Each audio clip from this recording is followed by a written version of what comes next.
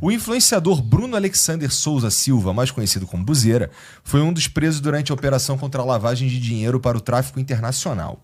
Além dele, foram feitos mais 10 mandados de prisão para o esquema que utiliza de técnicas sofisticadas de lavagem de dinheiro através de criptomoedas e remessas internacionais. Bom, o Buzeira, ele é um cara que está na internet aí. Uma das coisas que ele faz que ele ficou mais conhecido são umas rifas. E teve um casamento, acho que foi o casamento dele recentemente, que também viralizou, porque o cara chegava... Por exemplo, eu chego lá na festa do Buzeira, ele olhou assim, porra, e esse relógio aí, tu não vai me dar de presente esse relógio? Não, já vinha metendo a mão no relógio dos caras, então isso aí meio que viralizou também. Mas o Buzeira, ele é um influenciador que fazia a rifa nas redes sociais. E eu fico pensando... Bom, tem uma porrada de questão sobre isso, que existem algumas regras para esse tipo de coisa acontecer. A rifa, ela é basicamente um sorteio, né? Um sorteio legalizado, um sorteio legal, ele a princípio precisaria passar por alguns processos na Caixa Econômica, por exemplo, né? Eu sei disso porque a gente passou um tempo aqui que a gente queria fazer o que a gente chamava de concurso de sorte, para não chamar de sorteio, entendeu?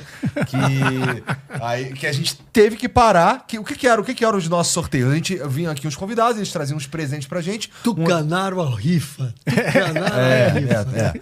E aí, um exemplo veio aqui o Baianinho de Mauá, que é um cara da sinuca, ele trouxe uns tacos de sinuca, autografou, e a gente queria entregar isso pra nossa audiência. E o jeito mais justo de entregar esse para a nossa audiência seria sorteando mesmo. Aí a gente descobriu que em algum momento que pode ser que dê ruim isso daí, então a gente parou. E aí tem uns caras que fazem rifa na internet, que é basicamente sorteio. E se você for parar para olhar a internet legal, eu não tô dizendo que o Buzeira é culpado, né? Porque apesar dele estar preso, com certeza ele é um investigado. A gente precisa ver o que vai acontecer aí ao fim do devido processo legal para então dizer que ele de fato estava envolvido com isso aí. Mas ele estaria envolvido com lavagem de dinheiro através de criptomoedas e remessas internacionais. E eu vou te falar que se continuar cavando, vai achar mais gente, né? Tá cheio de gente. Vou te falar isso, né? Que se continuar cavando aí, nesse caminho que tá mesmo, vai nesse caminho que tá aí, vai achar mais. E vai achar grande, tá ligado? Todo mundo sabe que vai. Todo mundo sabe que vai. Eu não tô falando nenhuma novidade aqui. Você que tá assistindo a gente sabe que eu não tô falando nenhuma novidade aqui. Se continuar cavando, vai acabar encontrando mais coisa aí. O Brasil, cara, ele tem... O Brasil tem umas características interessantes. Uma delas é a seguinte... não tô dizendo que isso não acontece no resto do mundo, mas o jeito como a nossa sociedade se organiza, a gente tem muito forte uma mentalidade de escassez que nos empurra a fazer algumas coisas e até nos empurra, eu digo, como sociedade. Coloca também, apresenta algumas soluções que elas estão elas são algumas... uns desvios das regras que estão postas. Existem regras para a gente funcionar e esse mercado, como ele é novo, eu tô falando do mercado digital, ele ainda tem ali algumas brechas que a galera consegue se enfiar e se dar bem, né? E ganhar um dinheiro. Em geral, essas coisas têm vida curta, mas acontece. Vira e mexe, aparece aqui uma brecha que as pessoas encontram.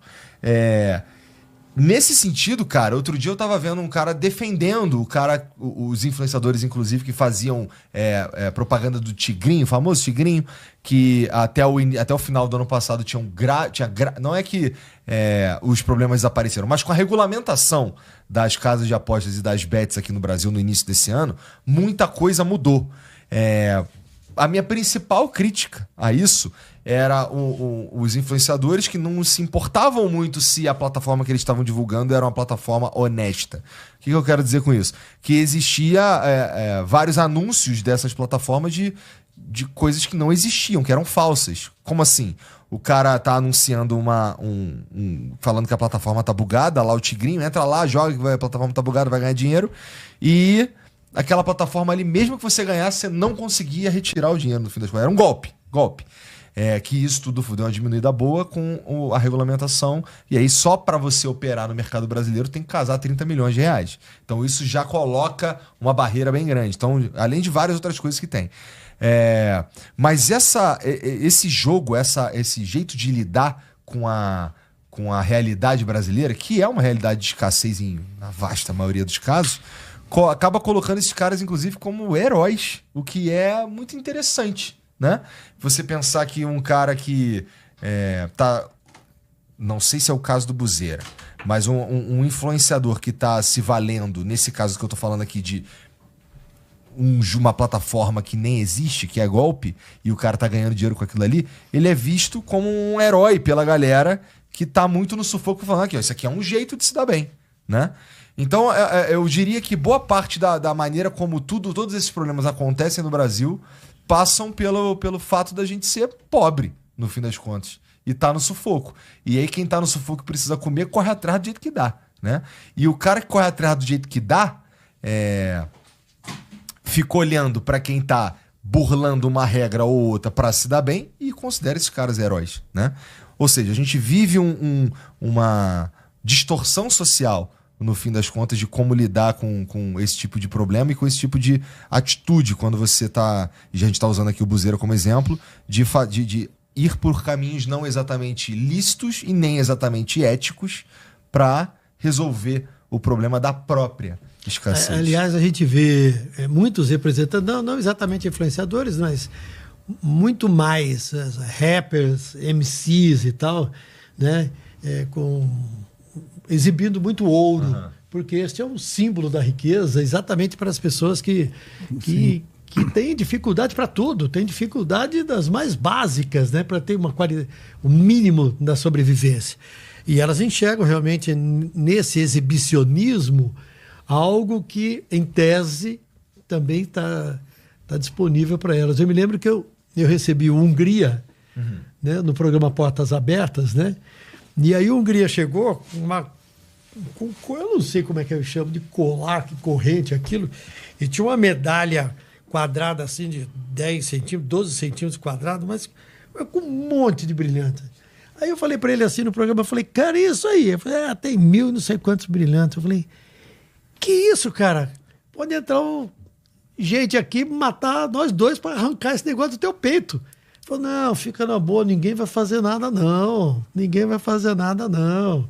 E eu falei, você anda com isso? Vou, fico na comunidade, chego na comunidade e eu mostro para a molecada que a molecada pode ter um melhor momento na vida. Mas aí no caso da Hungria, ele sempre falou, mas é com trabalho, é com luta, tem que ralar, não vem de graça, não sei o quê. Um dos problemas que isso... Mas aí, o exemplo que eu estou dando é a exibição desses objetos que simbolizam o bem-estar, o sucesso, e que para muita gente é algo que na verdade, jamais esteve... Isso é um problema social, assim, econômico muito maior, né? Quando a gente olha, isso é apenas uma face de um problema muito maior, né? Então, como você, Igor, falou, você está explorando a fragilidade econômica da sociedade e a fragilidade social e a fragilidade no limite mental. Por quê? Você tem uma grande massa de pessoas empobrecidas que não tem nenhuma perspectiva de mobilidade social. Ele não vai ascender economicamente ganhando um salário mínimo. Então o jogo ele vem com essa proposta. Se você tiver sorte, né, você for sorteado, você ganhar, você vai ganhar 10 salários mínimos, você vai ganhar 100 mil reais. Então ele vem com essa proposta. Então isso tem que ser fortemente regulado pelo Estado. No limite, eu sou contra jogo, mas no limite é o que a gente sempre teve, as loterias reguladas pela Caixa Econômica e pelo Ministério da Fazenda, né? Porque pelo menos ali você tem transparência, você não é uma fraude e você tem toda uma campanha educativa de que o cara sabe que se ele jogar na Mega Sena ele tem uma chance em 51 bilhões de chances, eu acho, né? De basicamente ganhar. Você tem a mesma chance jogando e não jogando. Então o cara realmente está ali, é um jogo. Mas aí agora a gente legalizou as bets, né? Agora tem esse jogo todo que está no submundo aí da internet, mas todas elas têm o mesmo apelo, né? E aí quando eu falo um problema social muito grande, a gente estava comentando aqui, o discurso do empreendedorismo, da prosperidade que a gente estava com. O que é isso aí? Não tem como todo mundo ascender socialmente, economicamente, com esse discurso que vem, o discurso do empreendedorismo que você faz. Mas quem vende isso aí, vende como uma prosperidade, olha, eu venci. né? Eu tenho... Se a gente for brincar aqui, o cara quase foi prefeito de São Paulo, né? Anda de jatinho, tem um discurso, fique rico, vende curso, mas ele está enganando a grande massa da população de que é possível que aquelas pessoas atinjam esse patamar. Mas a gente sabe que economicamente é impossível que uma parcela maior atinja. Vai ter 1, 2, 3 que vai ascender. Mas o nosso problema é que a gente tem 100 milhões de pessoas na pobreza. É impossível todo mundo ascender. Então, mas é um discurso que vai no imediato, na vulnerabilidade imediata. A pessoa está ali devendo, não sei o que ela acha? Se eu jogar e ganhar, eu resolvo meu problema imediato aqui e vou em frente. Só que aí tá no submundo, não é regulado, a grande maioria é fraude, né? O cara vende rifa ali. A gente viu até ser uma reportagem no Fantástico, né? Sobre exatamente isso, né? Os caras que foram presos lá não era, acho que esse buzeiro era um outro, mas é a mesma lógica, né? O cara vende rifa na internet explorando a fragilidade das pessoas, a fragilidade econômica, social e até mental. Então, acho que o Estado tem que regular isso de uma maneira mais contundente. E a Receita Federal e as entidades que fiscalizam isso aí ficam todas de olho naquilo que as próprias pessoas publicam, né? Antigamente, há alguns anos, se olhava muito para a revista Caras, porque muitas pessoas que são ricas ou que são milionárias, a elas não basta ser rico nem milionário, mas tem que exibir. Todo mundo tem que saber que elas são diferentes. Elas são ricas e milionárias. Aí elas abriam suas mansões, contavam suas viagens, né? E não só a bandidagem ficava de olho naquilo, mas também a Receita Federal, a Polícia Federal olhava isso e falava assim, mas espera aí, esse cara faz o quê? Como é que conseguiu tanto dinheiro para ter tudo isso que ele está exibindo aí? E no caso da internet, a exibição faz parte do negócio, né? Faz parte do jogo. O cara compra uma Lamborghini de não sei quantos milhões, ele compra um carrão, né? Não sei o quê, e ele exibe. Manda pintar o carro de outra cor, né? Pintar Ferrari, compra uma Ferrari vermelha e pinta ela de outra cor, né? Então, isso chama a atenção também das autoridades. Aí o cara bate o olho lá e fala, epa. Vamos dar uma olhadinha com mais atenção aí, porque tem treta nesse negócio. Porque o jogo, é por isso que eu falo, no limite deveria voltar ao que era antes, né? O jogo regulado 100% pela Caixa Econômica e pelo Ministério da Fazenda, porque no limite isso aí é uma transferência de renda, né? Você está pegando o pouco que tem, e a grande maioria nem tem, se endivida para poder apostar, né? Então o sistema financeiro em algum momento também se beneficia disso, né? Prestando dinheiro para essas pessoas que não têm, para que elas possam jogar, e na realidade é um grande aspirador, né, de riqueza que existe na sociedade.